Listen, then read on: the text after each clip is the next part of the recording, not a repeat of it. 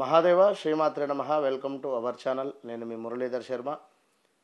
మరి ఈ యొక్క ఆగస్టు నెలకు సంబంధించి రాశి ఫలాలు ఈ ద్వాదశ రాశుల వారికి కూడా ఏ విధంగా ఉండబోతోంది అనేటువంటి విషయం కావచ్చును. అదేవిధంగా కుజగ్రహము మనకు ముఖ్యంగా కూడా మేషంలో నుండి మనకు వృషభంలోకి రావడం జరిగింది.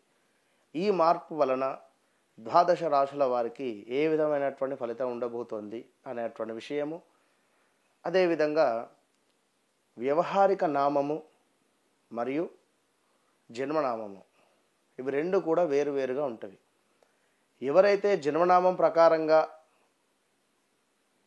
పేరు అనేటువంటిది నిర్ణయం చేయలేదో, వ్యవహారిక నామం వేరుంది ఇక్కడ, వీరికి ఏం జరుగుతుంది? ఉదాహరణకు రమేష్ వారి యొక్క పేరు అనుకుందాం, జన్మనామం వచ్చేసి మా మీద వచ్చింది అనుకోండి, అంటే సింహరాశి, మహేష్ అనుకుందాం. మరి వీరికి రమేష్ అనేటువంటి నామకరణ జరిగింది, మరి తులారాశి కిందికి వస్తుంది. మరి ప్రజెంట్గా తులారాశి వారికి బాగాలేదు, ఓకే, గోచారరీత్యా.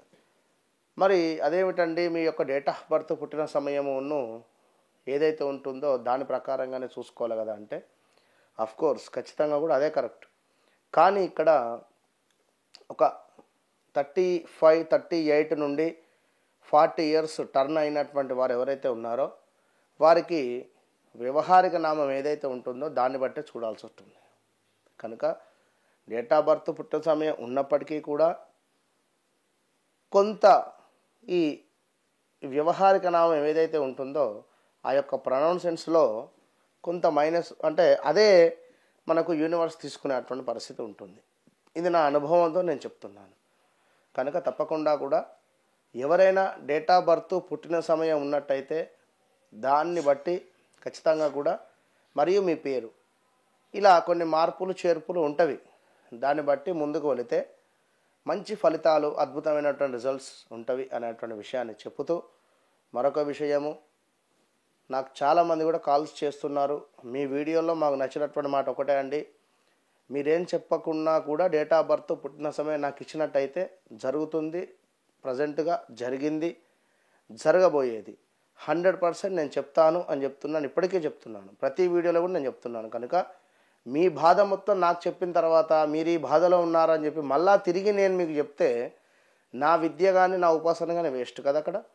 కనుక 100% మీరు నాకేం చెప్పాల్సిన అవసరం లేదు. జస్ట్ డేట్ ఆఫ్ బర్త్, పుట్టిన సమయం లేదా పేరు చెప్పండి చాలు, విషయం మొత్తం నేనే చెప్పేస్తాను. Open challenge, okay. ఈ యొక్క ఆగస్టు నెలలో ద్వాదశ రాశులలో మరి మకర రాశి వారికి ఏ విధంగా ఉండబోతుందని చూసుకున్నట్టయితే, మకర రాశి వారికి పంచమాత్ గురువు ఉండడం చేత ఆశించినటువంటి ర్యాంకులు రావడము, పిల్లల చదువు బాగుండడము, పిల్లలు చెప్పినటువంటి మాట వినడము, వ్యాపారంలో అద్భుతమైనటువంటి వ్యాపారం జరగడము, కొత్త కొత్త వ్యాపారాలు ఏమైనా చేయాలి అన్నా కూడా ఖచ్చితంగా చేసుకోండి. కొత్త కొత్త పరిచయాల మూలకంగా మీకు మీ యొక్క వ్యాపారాలు ఏదైతే ఉన్నాయో అవి విస్తరించేటువంటి పరిస్థితి. ఇంకా చూసుకున్నట్టయితే మకర రాశి వారికి విదేశీ ప్రయాణం ఉన్నది.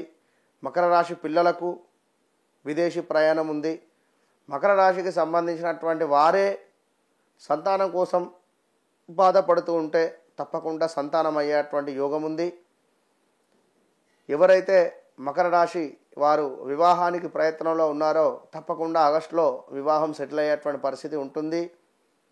ఎవరైతే ఆయిల్, పెట్రోల్, అదేవిధంగా ఈ యొక్క గ్రానైట్, మెడికల్ రిలేటెడ్లో ఉండేటువంటి వారికి చాలా అద్భుతమైనటువంటి యోగదాయకంగా ఉంది. హాస్పిటల్ రంగంలో ఉండేటువంటి వారికి బాగుంది. ఎవరైతే డాక్టర్ చదువుకోవాలి అనుకుంటున్నారో ఆ యొక్క చదువు ఫీల్డ్కు సంబంధించినటువంటి వారికి ఉన్నత స్థాయికి వెళ్ళేటువంటి యోగం ఉంది ఈ యొక్క ఆగస్టులో. గవర్నమెంట్ రిలేటెడ్ జాబ్ ప్రయత్నంలో ఎవరైతే ఉన్నారో వారికి తప్పకుండా యోగం జరిగేటువంటి పరిస్థితి ఉంది.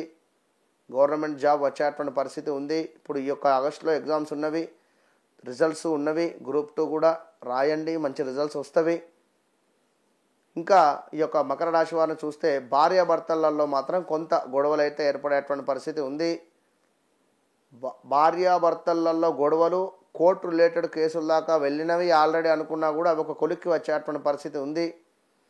మొత్తం మీద అన్ని రంగాల వారికి చాలా బాగుంది గురువు మూలకంగా.